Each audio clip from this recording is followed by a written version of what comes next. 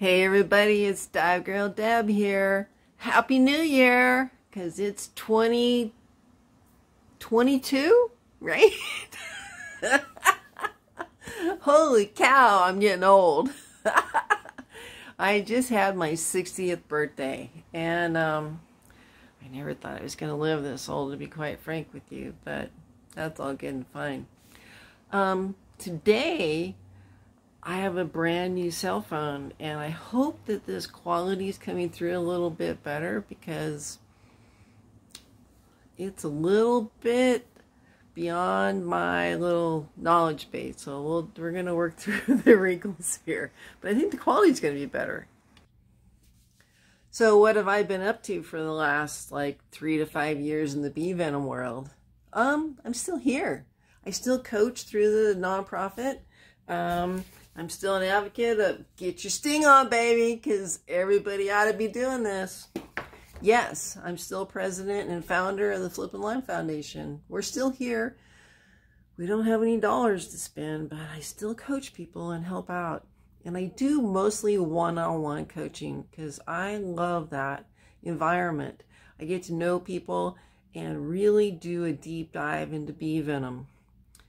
And I guess I've been lax in continuing my coaching, and so now I'm going to pick up the speed because there's been some changes in my life, and frankly I felt pretty good in the last 5 years, and so I've been out playing and doing things and living my life. I have not been behind a keyboard coaching repetitive bee venom conversations. I'm guilty. It's okay. But at the end of the day, I have a new dramatic event, and it involves things like my big old clunky back brace. Well, I have spinal stenosis, and we all know that's part of Lyme. So I'm getting chewed up like little puppies chewing on nylobones. And so it's time again for me to pick up an intensive, and I mean intensive, sting pattern. Maybe you guys will remember this picture. Dun, dun, dun, dun. This is the second fusion preparation that I did. Here's the surgical scar from my first fusion. And all summer, I did 20 to 40 stings to my lower lumbar area. All summer. And at the end of the day, my neurosurgeon, who is named Dr. Hacker, great dog, came in and said, Deb, I don't know what you're doing, but you need to keep doing it. This was 86 days after my second fusion. He took out all the metal from my back. And look at this titanium. Yes, these are the actual artifact pieces of titanium that got bolted into dab. Yes, first fusion, number 1, this stuff. So the second fusion, they went in and they took out all of this, right? And, well, then they let the bone grow in and seal the deal, right? Without all this metal infusion and worry about immunity responses and such, which is kind of smart. My problem is because I have degenerative disc disease, which means that we've got pathogens in there munching on my soft cartilage, and no matter what I do, what I eat, they're still chewing me up. So they go in and they stabilize the spine, do a spinal fusion, add bone marrow from your hip or wherever, put cages in and blocks and stuff, and tackle like a sailing ship, right? And they stitch you all together, and they send you out and say, okay, great. Well, when I saw Doc, 86 days, he saw my second x-ray, he was like blown away. He's like, your bone is pure white. You are healed. You are completely fused. Less than 3 months. It should take you a year. And it's because I did this. So I am having back pain again. I had an MRI yesterday, January 10th. Hug someone for Friend Day. Yay! If you don't know about the event, join the foundation, the Flippin Lyme Foundation for that. We had 600 people one year join that. I digress. So, had a MRI yesterday. We're going to know more soon. I have a neurosurgery referral. We're asking the insurance, begging them, please insure Deb. They're talking about that now. So I'm sure they're all going to work it out. I am going to have another surgery soon. I'm happy for this. I'm going to wait till after all this Omicron bit lays down, and probably this summer, I'm guessing, or later. So what am I going to do? Well, I'm going to get my body ready for surgery again. And this time, I'm going to do things a little differently. I'm not using mail order bees. Okay? I'm going to use bees from my own beehive. And I'm going to do some new research that's never been done about how to keep bees in the house. So let's go check out my setup. Oh boy, let's look first here and look at the old setups for how we keep bees in the house. And I'm going to use this new feature on my phone where I can flip the screen and continue filming and not have an interruption. Oh, I love that. It's going to be so great. I love this new phone already. All right, well, we don't have to look at all this old surgery crap because we're going to get our sting on, baby, right? So what we do is we buy bees through the mail, and then we transfer them into a small housing unit. This is called a tiny apiary. And yes, I teach live bee venom therapy. We are the Flippin Lyme Foundation, and get your sting on, baby, is our motto. But this little housing unit is where you can keep bees for a couple weeks. It's set up so that if you want to put them outdoors, you can in the summer. Maybe they'll come back. You put honey or water in here, and then we grab bees with a pair of tongs and we sting ourselves. Now, because bees need to go potty, they don't have a toilet and they don't want to go inside. So we put this whole unit inside what's called a butterfly enclosure. And the bees will come out of this unit and fly here and go potty. And so generally this is what the setup would look like. Okay, you'd have a housing unit, you would crack your door opening and let the bees come out. They would go potty where they needed to. This would be zipped up. When you need bees, you grab your tongs and go in there and get a hold of them. Well, it's cold, it's winter time.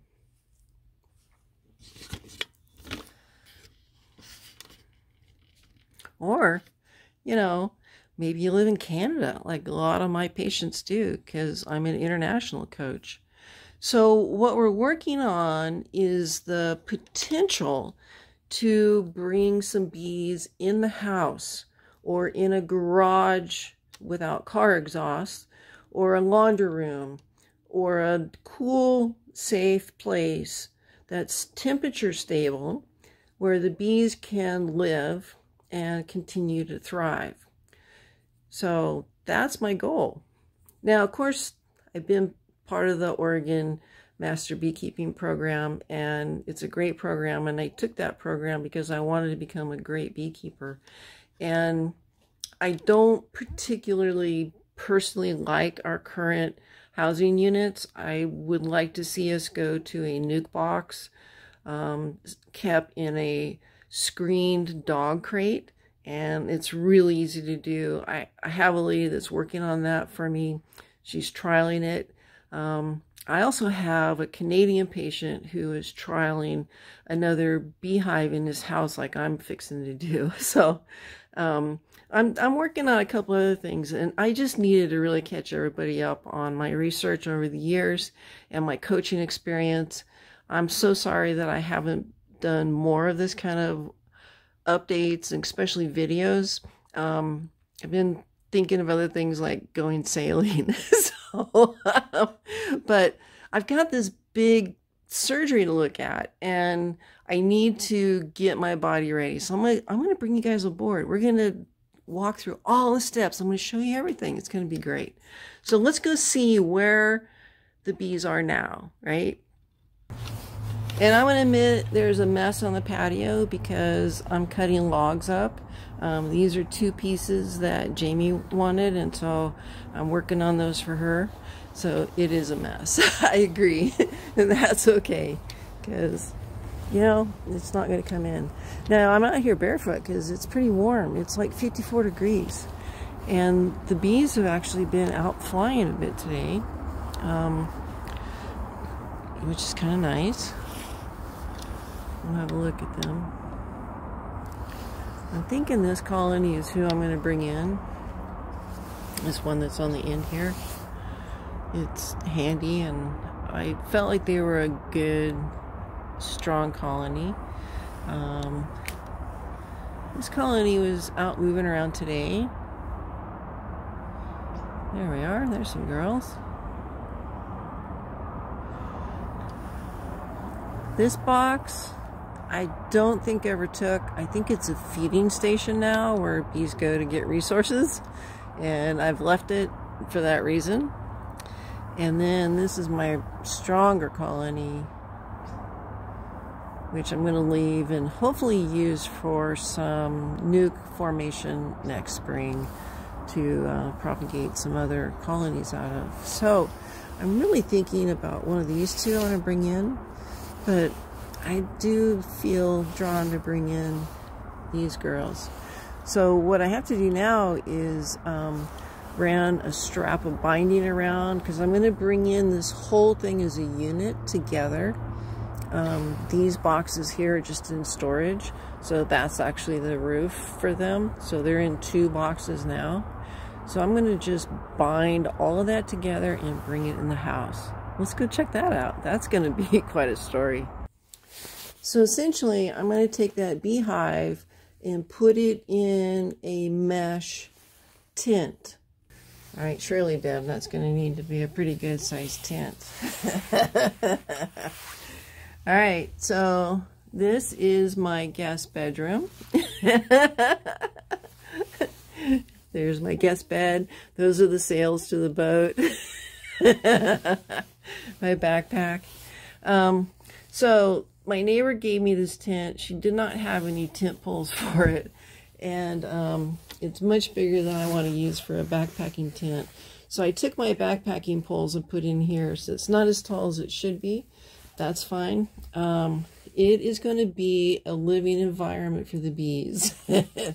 I put a piece of drop cloth canvas on the floor to make any potential spills water resistant to the carpeting. Some boards, because the hive's going to want to sit on those too, but I can still like clean and vacuum underneath there with some bars on it. So yes, this is wild and wacky and crazy, and I don't think it's been done. If it's been done, I haven't seen it documented, but I think it's time for us to bring our bees indoors. The advantage here is that I'm going to keep this room cool. I mean, you can kind of see here, it's 66 degrees on this temperature scale, so it's cooler. I'm going to feed them syrup, and I've got pollen patties available if I need to put on them for additional feed. The queen will begin laying, which is really what I want.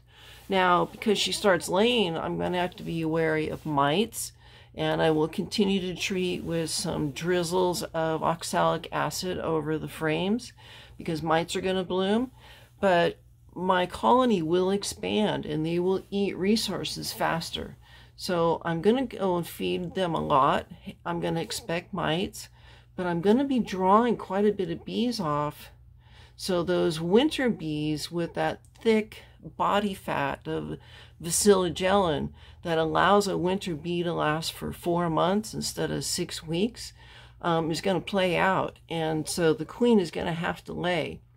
Now, while I'm moving these bees into the house, I have to be really careful to not let the frame sway around too much and potentially damage her, because I am reliant on the fact that she has the ability to continue to lay and to produce new bees. And I'm hoping that I end up in a situation where I have far more bees than I need. And maybe this is a boost for my nukes going into the early months. Any bees that leave the house and go outside will have to be acclimated, and I will choose appropriate weather for that. But eventually, this colony will go back outside. That's the intention. I need bees right now in the wintertime, and we need to understand how to keep colonies indoors for people who have inclement weather in the winter months and still need treatment. So this is a research project, and it's gonna bring me tons of bees that I can use for treatment. So once that queen starts laying, it's like game on. Come on, George. And I do intend to put a light in here that is a, well, a happy light, essentially. And we'll put that on a timer overhead. That's why I didn't put the other cover on here, the rain cover, is I want them to get light on a regular schedule. And I'm going to set that clock for them on a timer. I've also got some great lights I use in my fish tanks. I'll probably bring some of those in here to get them some good, natural, you know, high density lighting. What do you think, George? My kiddo? I know. You've been in here poking around. Oh, baby girl. Oh, he's checking out my projects. Alright, so it's starting to get dark out. It'll be time to close up that entrance and bind up that box and bring it in. Now, yes, there's going to be bees flying all inside of this tent. And how are you going to harvest them? Well, same way I do already. I can add some honey into my little box and come back in an hour and there will be plenty of bees. I can vacuum bees. I can use a net. It's the same as outside. They are not going to be flying around crazy all the time, right? And if I need it to be cooler in this room, I just need to open the window. If I cool them down, they will all go inside their house and they'll be very happy in there. So I think this is going to be a lot of fun. Really. All right, so let me get ready and we'll go move the girls. All right, so it's pretty quiet out. I don't see many bees. It's a few, but very few. I've got a few things to do before I start to move them, like remove the top covers and get them bound down. All right. I don't want to bang around. You don't want them to know you're out here as a threat. So you want to be really quiet. Be mindful of your vibratory energy.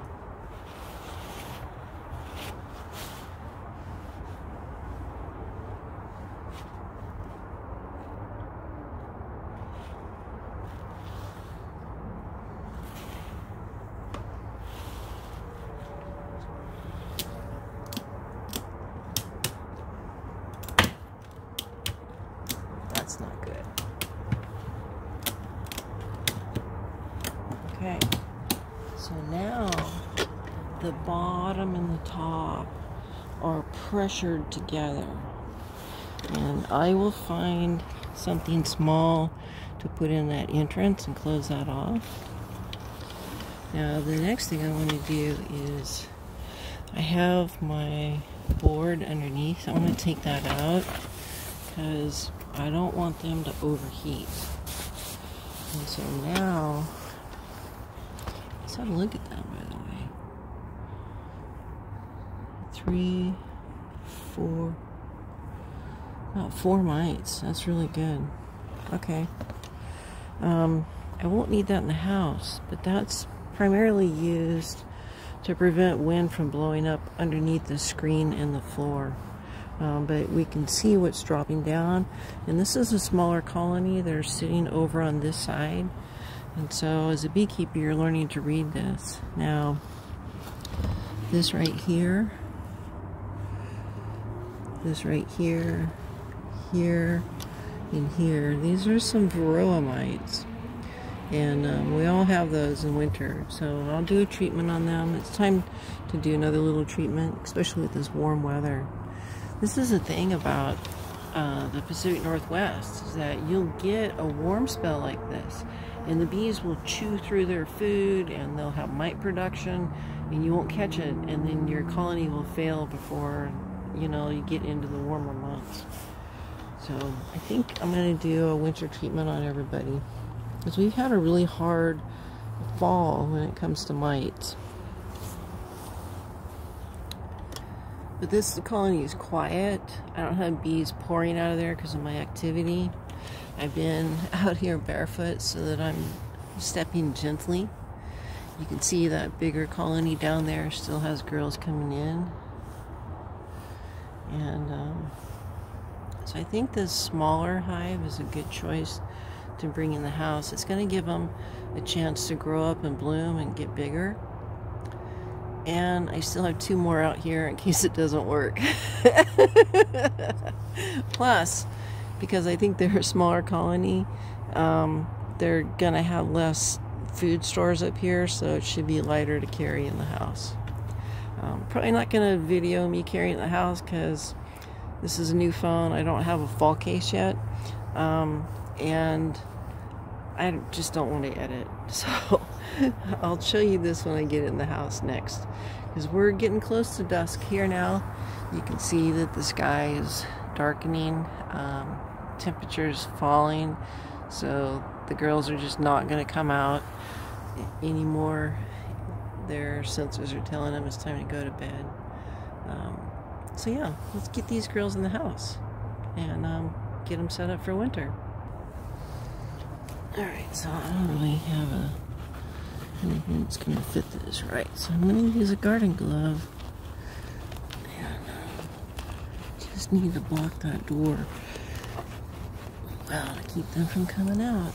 There we go. Oh, come on, admit it. This is a point where you expected to see a woman with bees flying throughout the house, running fearful, right? Yeah, no, they're just sitting here waiting for me to get them moved. They're not even humming yet. They're cold. Yeah, I'm winded. Yeah, it's true.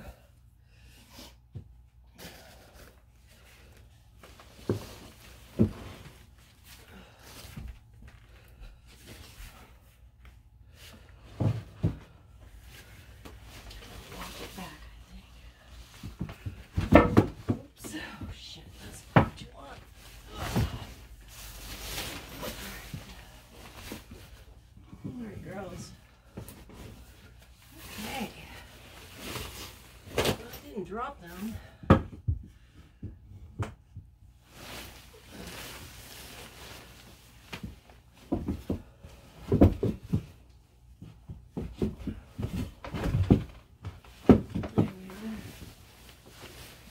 Good. Oh my goodness.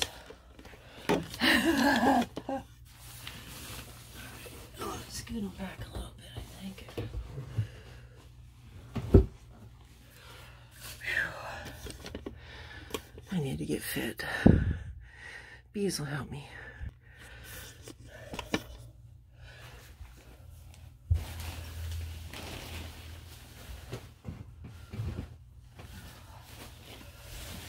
All right.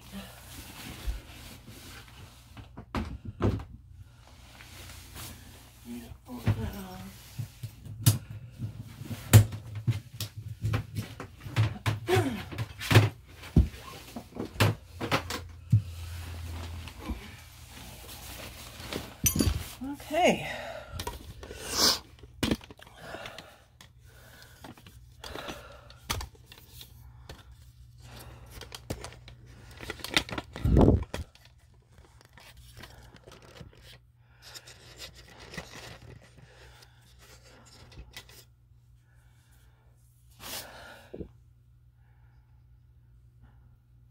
Here we go. So, zip this baby mostly shut. Now, what's going to happen is they're a little irritated. They're probably going to want to come out and fly around and check out their environment. I think I'm going to just leave them closed for a little while and let them get used to the temperature. And tomorrow will be an opportunity to explore. I don't know. Let's just do it. Heck with it. Let's just go ahead and open them up. They're going to want to poke around, and it's nighttime, so I kind of don't want them to, but I'm just going to go ahead and open them.